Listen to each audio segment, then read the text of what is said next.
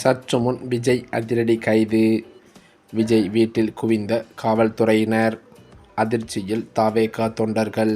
தமிழ்நாட்டின் தேர்தல் வரலாற்றிலேயே இதுவரை இல்லாத அளவிற்கு வருகின்ற 2026 சட்டமன்ற தேர்தலில் பெரும் பரபரப்பு நிலவி வருகிறது.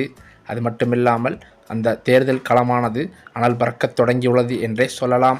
பல ஆண்டுகளாக திமுக மற்றும் அதிமுக ஆகிய இரு துருவங்களுக்கு இடையே மட்டுமே நடந்து வந்த இந்த போட்டியானது கடந்த சில வருடங்களாக தேமுதிக, நதக என்று அவ்வப்போது மும்முனை போட்டியாக இருந்தது.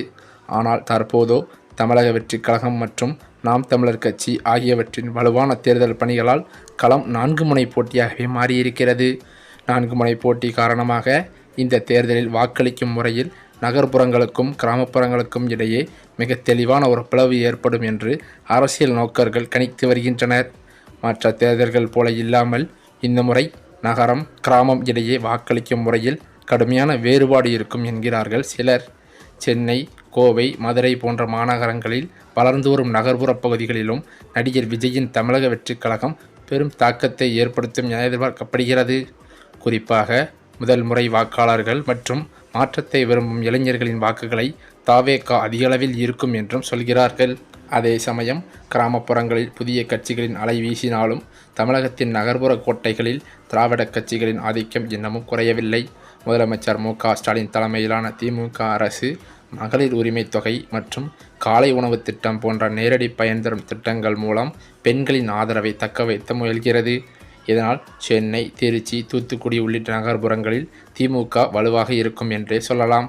அதேபோல எடப்பாடி பழனிசாமி தலைமையிலான அதிமுக தனது பலமான அடிமட்ட கிளை கட்டமைப்பு மற்றும் விவசாயம் சார்ந்த வாக்குறுதிகள் மூலம் கிராமப்புறங்களில் தனது செல்வாக்கை மீண்டும் நிலைநாட்ட போராடி வருகிறது. பாரம்பரியமாக கிராமப்புறங்களில் இருக்கும் இரட்டை இலை மற்றும் உதயசூரியன் விசுவாசிகளை உடைப்பது புதிய கட்சிகளுக்கு ஒரு பெரும் சவாலாகவே தான் இருக்கும்.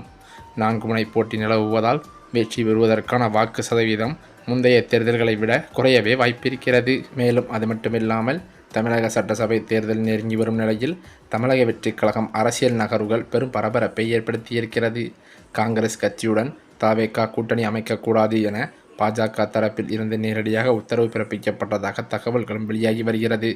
இதன் தொடர்ச்சியாக தவேகா தனித்து போட்டியிடும் முடிவுக்கு வந்துள்ளதாக அரசியல் வட்டாரத்திலும் பேசப்பட்டு வருகிறது. தமிழகத்தில் 16வது சட்டசபையின் பதவிக்காலம் முடிவடைய உள்ள நிலையில் ஏப்ரல் மாதத்தில் 17வது சட்டசபைக்கான தேர்தல் நடைபெற இருக்கிறது. இந்த தேர்தலில் திமுக கூட்டணி, அதிமுக கூட்டணி, நாம் தமிழர் மற்றும் தமிழக வெற்றிக் கழகம் என 4 முனை போட்டி நிலவும் என்றும் சொல்லப்படுகிறது. இந்த சூழ்நிலையிலோ ஒவ்வொரு கட்சிகளும் தனது தொகுதிகளின் வேட்பாளர்களை அதிகாரப்பூர்வமாக அறிவித்து அடுத்தடுத்து வெளிப்படையாக தேர்தல் அறிக்கைகளை வெளியிட்டு வருகிறது.